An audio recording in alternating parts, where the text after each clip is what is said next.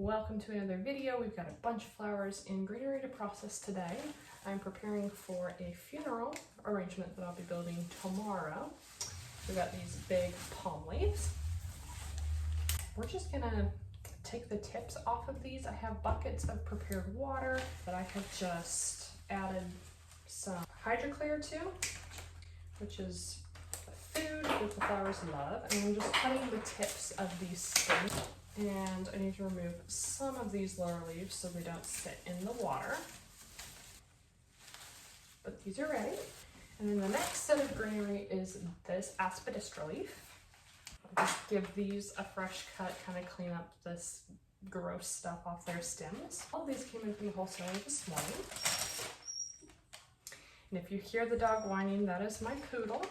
Her name is Gemma. Okay, so those are ready. We've got striped aspidistra leaves. Everything gets a fresh cut. So those are ready. Next we have these ferns. So you can kind of anticipate what the arrangement might look like as far as greenery goes. We're going to have those big, like palm sort of leaves on the outside, creating this nice border and backdrop. And then we're going to accentuate with the aspidistra leaves and the ferns, making a nice greenery bed. So for each of these ferns, I'm just gonna strip off the lower leaves so they're not going in the water. Fresh cut. So that's it as far as greenery goes. Now we're gonna get into the flowers. We'll start off with the line flowers, which will be the stalk.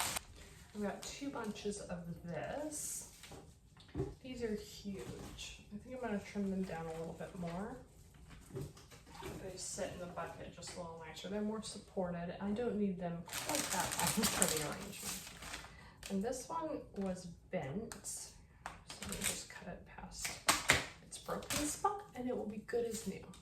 I had 2 bunches of the stalk, so this is the second bunch. These are lovely and pink and will make a really pretty accent to the arrangement. So it's going to be pinks and whites for this lady.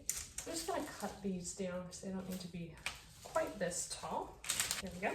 So these are ready for the bucket. Next we have our giant bag of lilies.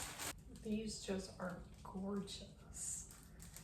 And they have these protective nets on the outside, which I will leave on there. And I'll just take them off when I design tomorrow. Today is Thursday and there's a funeral on Saturday that these are going to, but I deliver tomorrow evening. So make sure everybody's opened up as much as they're going to and looking nice and pretty. I love lilies. I love a lot of flowers, but there's something majestic and so beautiful about looking at lilies. Now I'm saving a lot of the greenery on this, like the upper stems. If I was doing like a wedding bouquet or designing for a small basket where I was using a lot of greenery in the basket, I wouldn't be saving as much greenery on the flowers themselves. But because I am building this arrangement and a lot of it has to do with greenery, I want to save as much greenery on the flowers as possible right now so that I have the option of either keeping it there and just building it into the arrangement or taking it off and using it as I build. Next we have the carnations. I already know for a fact that they don't need to be this long for the arrangement that I'm going to do. I'm going to take off most of the leaves because I don't want them getting in the water while they hydrate, because that puts bad bacteria into the water. So a lot of times when we order flowers online through like the big name florists that have chain locations in every city, they have these pictures that they show on their website, and then oftentimes the arrangements that you get don't really look like the pictures, and that's disappointing. But the reason for that is the flowers vary what's available in each city, and oftentimes those orders are sent out to their local florists in that area to fulfill anyway. So if they don't have a picture of what is depicted from what was purchased on the web, they have to substitute in with different flowers. So the nice thing about ordering directly from a local small flower shop is that they know what they can get. And so oftentimes when you order through them, you get more flowers for your money. And they tend to look nicer than if you just bought one of those pre-arranged packages. For this particular funeral that I'm working on, the customer contacted me. They don't live anywhere close to me. They explained what they wanted, and then I was able to show them some pictures of something similar. And they said, well, could I add a certain dollar amount and you just put in more flowers?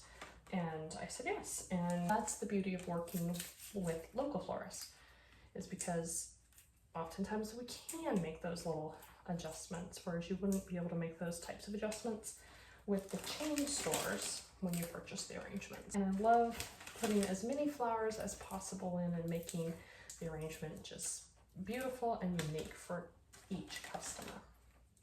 So it really is about design and making the arrangement special for the person that it's going to be representing in this case, because it's a sympathy arrangement for a funeral.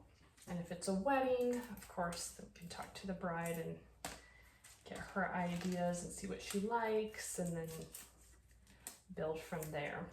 And that's really fun. Okay, so all these carnations have their lower leaves removed, so I'm just going to cut them down to a better size and then into the hydration.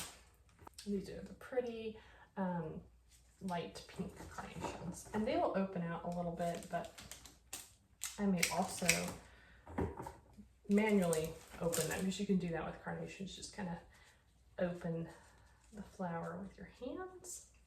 These are really, really nice, big, gorgeous carnations. Carnations also last forever, it seems. So they're a really good flower if you want the arrangement to stay looking nice for a long time. They're also showy. They're just very delicate. Look incredible. I feel like I'm going to say this about every flower. I just really, really like them. I guess maybe I should say I really like flowers. That would be 100% true. So that is the carnations. Oops, missed one. Don't want to be missing my carnation. These are the pink Mondale roses. Roses come in packs of 25,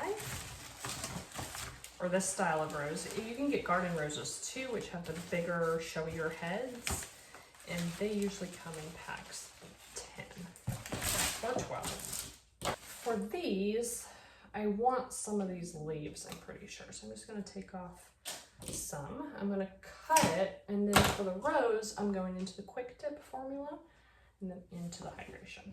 So that's what I'm going to do with all 25 stems.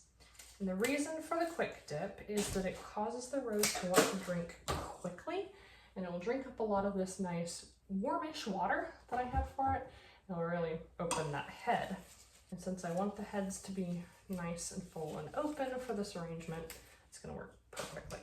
I also don't want these flowers to go in the cooler, because I want them to bloom right now. And if they were in the cooler, that slows the process down. So since tomorrow is my delivery date for this arrangement, and I want the roses to look, or everything to look nice and fully bloomed, I am not going to put them in the cooler just yet.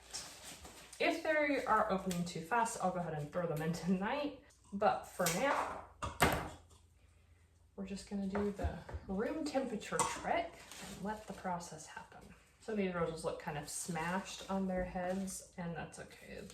Hydrating will take care of a lot of that. But if they should still look bad, I will remove their guard petals, which are these outer, not so great looking petals, and that'll really spruce them up. I'm gonna throw some in the back tub here, since this one's getting a little full. All right, it's looking like such a beautiful garden in here with the roses, the carnations, the lilies, the alstroemeria, the stock, and all the greenery. And so we get to let it do its thing now. They're gonna all fluff up and just bloom out nice and gorgeous. And then tomorrow we get to arrange for this sympathy easel spray that we're doing.